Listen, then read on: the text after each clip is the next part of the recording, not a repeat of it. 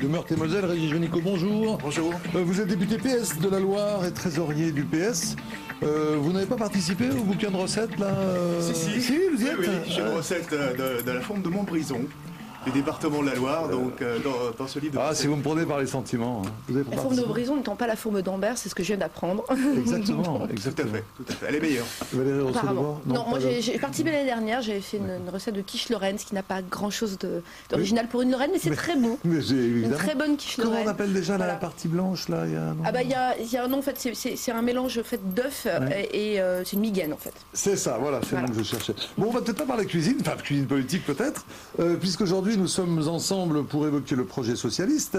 C'est comme ça que vous le définissez. Alors on l'a attendu ce projet, il y a eu beaucoup de débats politiques disant que le PS n'avait pas de projet pour 2012. Alors ce projet, il est sorti. J'ai déjà vu que Valérie Rousseau-Devoir avait un avis assez tranché sur cette question, ce qui nous promet un vrai débat. Je vous rappelle le principe de ce débat. Je vais vous abandonner quelques courts instants, non sans vous avoir posé la question existentielle de Politique Matin. Êtes-vous plutôt thé ou café? Café. Café. Voilà qui vous rassemble. Sucré? Oui. Sans. Ah, voilà que je vous différencie. Ça, je pense que c'est plus homme-femme. Peut-être. Alors, Valérie Rousseau-Devoir, on va commencer avec vous avant de donner la parole à Régis Juanico.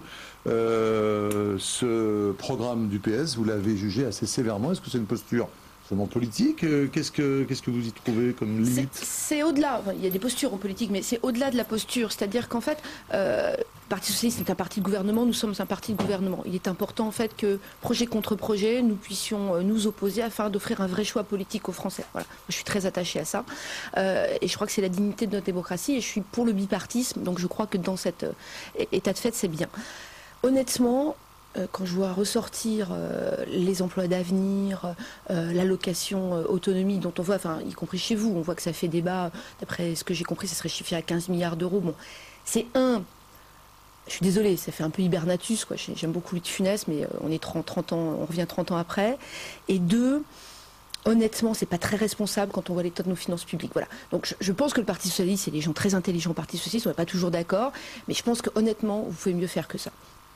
Je crois que Valérie Rousseau-Devoir n'a pas eu le temps de lire le projet des socialistes qui s'appelle Le Changement et qui fait 80 pages parce qu'elle était occupée hier après-midi à animer un débat de l'UMP, un débat qui divise les Français.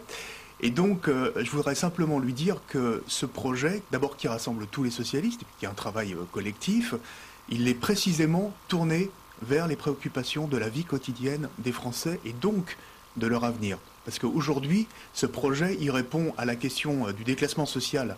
Aujourd'hui, de nombreux Français qui vivent la pauvreté, la précarité ou le chômage, mais aussi le décrochage national de notre pays dans un certain nombre de secteurs. Je pense notamment à la politique industrielle sur laquelle nous apportons des réponses. Mais donc, en aggravant les finances publiques, vous pensez vraiment? Non, c'est un projet qui d'abord est tourné, je dirais, vers l'avenir des générations. C'est vrai, il y a des choses sur les jeunes, mais pas simplement sur les jeunes, parce que quand on parle de l'emploi des jeunes et des emplois d'avenir, on parle aussi aux parents ou aux grands-parents qui sont inquiets pour les nouvelles générations qui aujourd'hui vivent moins bien que des emplois qui vont dégrader notre dette, c'est des emplois qui vont créer de la dette publique. Non. 50 milliards, votre projet fait 50 milliards, c'est ce que, je crois qu'on est d'accord. Votre projet fait 50 milliards.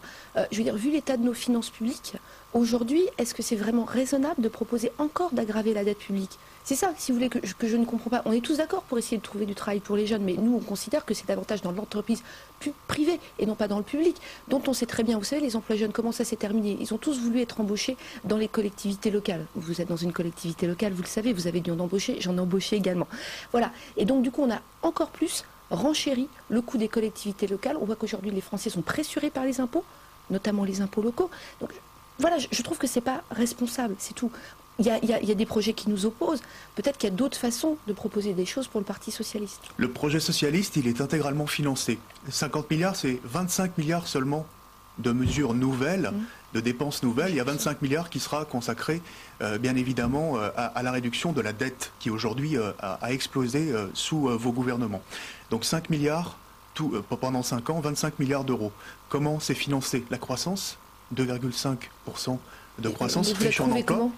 On la trouve comme l'UMP, puisque c'est exactement la prévision du gouvernement. En dégradant la dette de 25 milliards d'euros, vous n'aurez pas 2,5% Et puis surtout, une économie de 50 milliards d'euros sur les niches fiscales, et notamment le bouclier fiscal. Et avec ces économies-là, faites aujourd'hui sur des mesures qui sont accordées aux plus riches, nous allons pouvoir financer un certain nombre de politiques publiques audacieuses, ambitieuses, volontaristes, et qui sont tournées véritablement pour apporter des solutions aux problèmes quotidiens des Français. Chose que je n'ai pas vu dans le projet, vous revenez sur la réforme des retraites ? Oui, bien sûr, donc l'âge légal à 60 ans, bien évidemment, même si notre réforme, elle est plus complète que cela et qu'elle permet... C'est pas tout à fait clair quand même. Hein. Si, c'est écrit noir sur blanc. Oui, non, mais nous avons en combien d'années ? Nous le ferons très rapidement.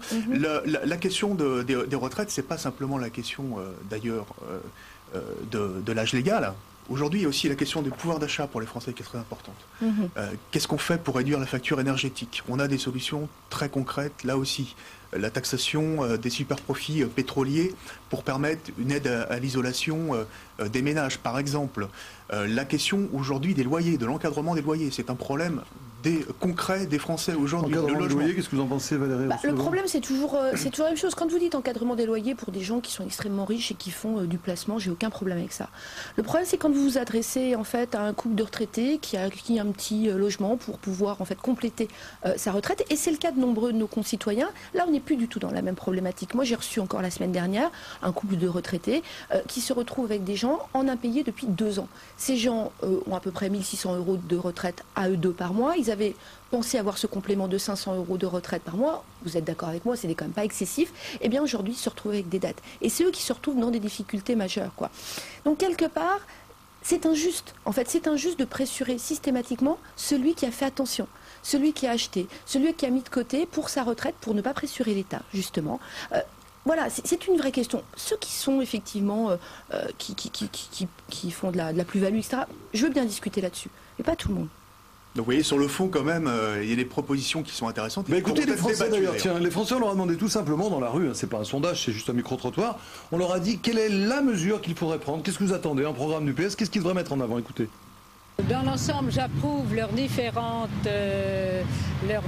approches, mais peut-être plus précisément le 5e risque qui est abordé donc par eux, et j'espère qu'il va être développé au même titre que les plans pour la jeunesse et autres amendements. L'emploi, parce que je trouve qu'il y a trop de chômeurs, beaucoup trop, et que c'est pas normal, et que si tout le monde travaillait, il n'y aurait pas de problème à la sécurité sociale, etc. Et je pense que c'est par rapport à l'emploi et par rapport à l'immigration. Le PS est plutôt pour régulariser un petit peu ceux qui sont en France. Et il me semble que c'est une bonne chose quand même quelque part. Je pense que si les jeunes avaient du travail, eh bien, ils ne penseraient pas à faire autant de choses répréhensibles. La première, la sécurité, parce qu'avec la sécurité, on a tout le reste. Hein. Ils sont un petit peu, comment dirais-je, ils vont un petit peu piocher un petit peu dans les idées des autres, qui regardent d'abord ce qui se passe en France, au lieu de s'occuper de ce qui se passe à l'étranger. Emploi, beaucoup d'emplois, le mot. Qu'est-ce qui vous différencie dans votre approche par rapport à ce que vous lisez dans le programme du PS 2012 ? Si vous voulez, en fait, c'est la façon dont se crée l'emploi. Nous considérons que l'emploi, la richesse, ne naît pas du public. C'est-à-dire que à partir du moment où on crée 300 000 emplois d'avenir, enfin emplois jeunes, quoi, sur 3 ans, si j'ai bien suivi les choses, ça veut dire qu'on va faire peser sur le coût des collectivités locales à hauteur de 25% et du budget de l'État, ça. Alors, vous allez me dire que vous allez libérer des niches fiscales, etc. Voilà. Vous savez comme les heures moi, supplémentaires défiscalisées, vous savez comme 4 moi milliards. Que ça ne se fait pas comme ça, et vous aurez expliqué aux 1,5 million de Français qui font des heures supplémentaires et qui ne sont pas des riches, vous le savez, monsieur Jonico, ce ne sont pas des riches, que vous leur supprimez leurs heures supplémentaires. Le type qui est au SMIC, qui fait 5 heures supplémentaires par mois, vous allez lui expliquer que c'est un riche et qu'il faut qu'il supprime ses heures supplémentaires. Donc c'est bien plus compliqué que ça, on le sait très bien tous les deux, vous êtes un parlementaire très présent et très avisé, donc vous le savez. Donc ça, c'est la chose sur laquelle je crois on se différencie, c'est-à-dire que nous, on considère que il faut travailler plus, je suis désolée, pour gagner plus. Et la France doit travailler plus. C'est une phrase qu'on a entendue il y a quelques années. Mais c'est une phrase, si vous voulez, que nous continuons à assumer. C'est pas parce qu'on a eu 2 ans et demi de crise et où effectivement on n'a pas pu dérouler notre programme comme on l'aurait souhaité. En 2007, comme nous sommes arrivés aux responsabilités, en 2002 si vous voulez, mais en tout cas en 2007, la crise n'était pas là. Je veux dire, on était en période de croissance. Alors sur l'emploi, ce qui vous différencie en le gouvernement a échoué très clairement. Et donc aujourd'hui, il faut redonner un espoir aujourd'hui à tous ceux qui sont au chômage ou dans la précarité. Donc je pense qu'effectivement, les 300 000 emplois d'avenir, c'est un signe très fort en direction des jeunes. C'est sur le domaine environnemental, hein, par exemple les diagnostics d'aide à l'isolation chez les ménages, ou bien sur l'innovation sociale. Mais donc ça sera très ciblé. Mais là où on se différencie, c'est que nous voulons une vraie politique industrielle sur l'innovation, aujourd'hui sur les métiers de demain, et nous allons créer une banque publique d'investissement qui viendra aider les PME et les PMI. Merci en tout cas de nous avoir consacré ces premiers instants de votre journée. Valérie Rousseau-Debord, merci, d'autant plus que vous étiez occupée hier soir. Hein, oui, un petit peu. Il y avait la laïcité, oui. Voilà, exactement. Le débat sur la laïcité. Ça s'est bien passé? Écoutez, moi je suis très fière de ce que nous avons fait. Eh bien, très bien. Oui, c'était pas terrible, hein, je crois, le débat. Je crois que je ne vous ai pas vu ce débat. Non, je ne fais pas le projet. Valérie Rousseau-Debord, député UMP de Meurthe-et-Moselle, et Régis Juanico, député PS de la Loire, étaient nos invités aujourd'hui. On les en remercie. On vous souhaite une bonne journée avec votre café sucré et non sucré. Ça va faire du bruit avec Denis Jambard, Philippe Alexandre, Philippe Laby et Hélène Pilichowski sur ce plateau dans quelques secondes. Merci encore. Merci.